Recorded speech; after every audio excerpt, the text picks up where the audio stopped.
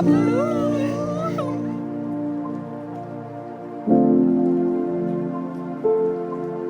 Everyone, good morning. তো শীতের সকালে যতই কষ্ট হোক না কেন, শীতের সকালে একটা আলাদাই কিন্তু অনুভূতি, কি বলো? দেখো, শীতের মধ্যে আমার দুই ননদ চলে এসেছে ছাদে শাক বাছতে। আর কালকে না একজনের কাছ থেকে মটরশুঁটি শাক রেখেছি, কচি ভেবে, কিন্তু বেশিরভাগটাই ফেলে দিতে হচ্ছে। আর শীতকালে এলে না অনেক ধরনের শাক সবজি খাওয়া যায়, তো ভীষণ ভালো লাগে। আর এই যে আমার ননদ এসছে, মানে বোন আর কি, খুব রান্না করতে ভালোবাসে। আর তার জন্য এই যে আমরা সবাই মিলেই করছি, যেহেতু সবাই মিলে তাড়াতাড়ি কাজ করলে কি হয়, তাড়াতাড়ি কাজগুলো ফুরিয়ে যায়। আর বোন এসছে, এদিক ওদিকে একটু ঘুরতে যাওয়ার প্রতিদিনই প্রায় প্ল্যান করা হচ্ছে। তাই আর কি সবাই মিলে ভাবি তাড়াতাড়ি কাজ গুছিয়ে নিয়ে যাতে বেরোতে পারি আর কি। কি বলতো, একজনা যদি কাজ করে না, দেখবে সারাদিনেও কাজ ফুরায় না। যাই হোক, এইদিকে দেখো শাকগুলো বেঁচেছিল, আমি সমস্ত কাজ কমপ্লিট করে আর কি ওইগুলো ধুয়ে দিলাম। আর দিদি রান্না করতে চলে গেছে, দিদি আর বোন। আর আমি এক্সট্রা কাজগুলো করছিলাম। তবে হ্যাঁ, আমি বেটে দেওয়া, কুটে দেওয়া এইসব করছি। এখন রান্নার ধারে খুব একটা যাচ্ছি না, কেননা আমি খুব ভয় পাই এত লোকের রান্না করতে। না, আমার ভয় লাগে, মানে আমি ভাবি আমি পারি না হয়তো। এমনিতেও বোনের হাতের রান্না ভীষণ ভালো, তাই বোনকেই দিই। আর অন্য কাজগুলো, বেশ টুকিটাকি কাজগুলো আমি গুছিয়ে গাছিয়ে করে দিই। আমার বাড়িতে যতগুলো ননদ আসে, একজনা এসেও বসে থাকে না, সবাই আমার সাথে হেল্প করে কিছু করলে। তো এই বোনটা বেশিরভাগ রান্নার দিকে সামলায়, যেই আসুক না কেন আমি তাকে রান্না করতে দিই, কেননা আমি রান্না করতে মানে একটু হিমশিম খেয়ে যায়, বলতে পারো ভয় পাই। আমি না ভালো শাক কুচাতে পারছিলাম না। বোন বলছিল যে তুমি ছোট্ট ছোট্ট করে কুচাও, বাট আমার অনেকটা টাইম লাগছিল। কিছুটা কুচানোর পর না বোন বলছিল তুমি ওঠো, আমি কুচিয়ে নিচ্ছি। তো আমি না শাক সেরকম একটা কুচাতে পারি না।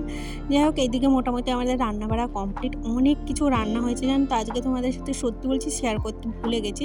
4-5 রকমের রান্না হয়েছে। এখন যেহেতু সকালবেলা ভাত খেতে চায় না, তার বোনের ছেলেও না সকালে ভাত খেতে চায় না, তাই অনেক দিন ধরে এই চাউমিন অনেকটাই ঘরে আছে। তাই ভাবলাম চলো চাউমিন করি। আর আমি এই যে সব কেটে গুছিয়ে দিয়েছি, আর দিদি এখানে ফটাফট করে মানে রান্না করছে। দেখছো বারবার দিদি হয়ে যাচ্ছে। যাই হোক, আর বোনের হাতের রান্না তো আমি ভীষণ ভালো, কি বলো তো, আমার নিজের হাতের রান্না বাদ দিয়ে আমি সবার হাতের রান্না ভালো খাই। বিয়ের আগে না আমি অনেক কিছু খেতাম না, বাট বিয়ের পর থেকে না আমি অনেক কিছু খাওয়া শিখেছি। এখন আর না এটা খাবো না, ওটা খাবো না, এসব বায়না করিও না। আর সব কিছু খেতে বেশ ভালোই লাগে জানো তো।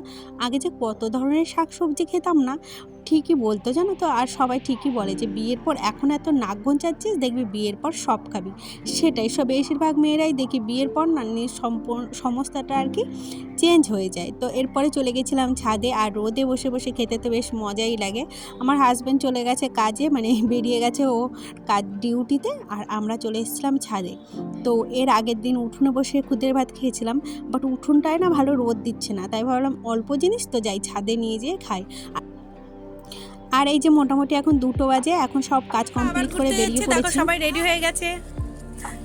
আমরা যাবো আজকে কোথায়? বাংলায় গেছি। এখান থেকে পনেরো টাকা মাঝখানে বসো তুমি।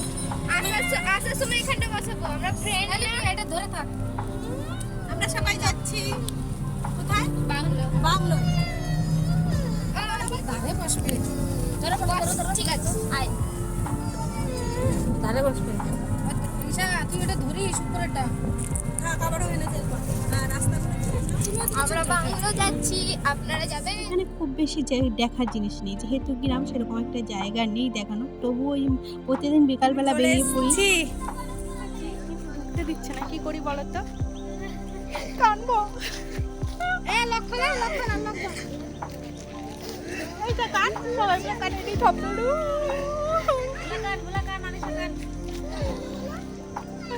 তো সত্যি ভীষণ মন খারাপ লাগছে। এসছি দেখো কত আশা করে টোটো ভাড়া দিয়ে এলাম, তাও টোটো ভাড়া তো তুলতে হতো। কান্দো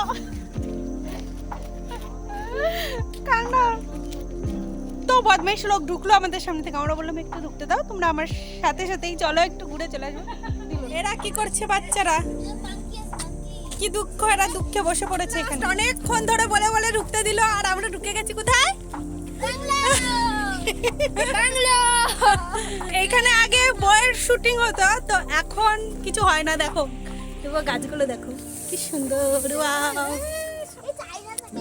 তো দেখো এখন অতটা সুন্দর নেই জায়গাটা। ফাইনালি অনেক অপেক্ষার অবসান হলো আজকে বলে।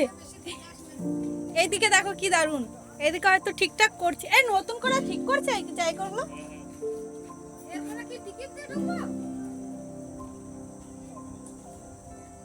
এই দেখো, এর আগে যখন এসেছিলাম না, এখানে অনেক সুন্দর সুন্দর গোলাপ গাছ ছিল, অনেক কিছু ছিল, বাট এখন আর কিছুই নেই।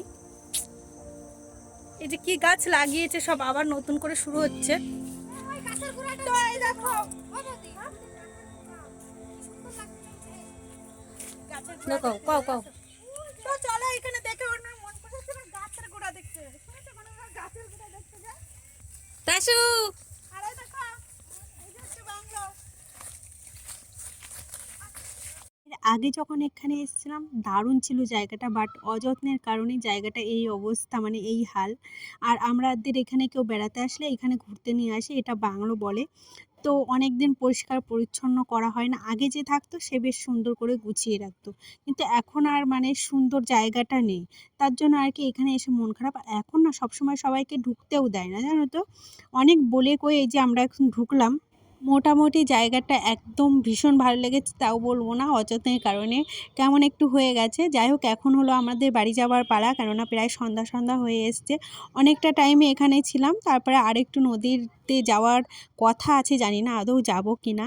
যাই হোক, এই যে এখন আমরা বেরিয়ে পড়ছি। এখানে বেশিরভাগটাই চরে। জঙ্গল। বাড়ির চরে, হ্যাঁ হ্যাঁ, শ্মশান এটা।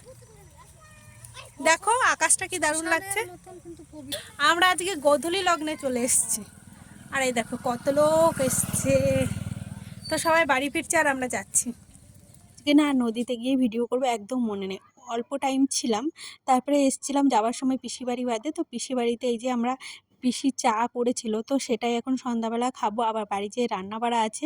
বারবার আমার হাজব্যান্ড ফোন করছিল। যাই হোক, আজকের মতো টাটা, দেখা হবে আবার একটা নতুন ভিডিওতে। যদি ভালো লাগে থাকে প্লিজ চ্যানেলটা সাবস্ক্রাইব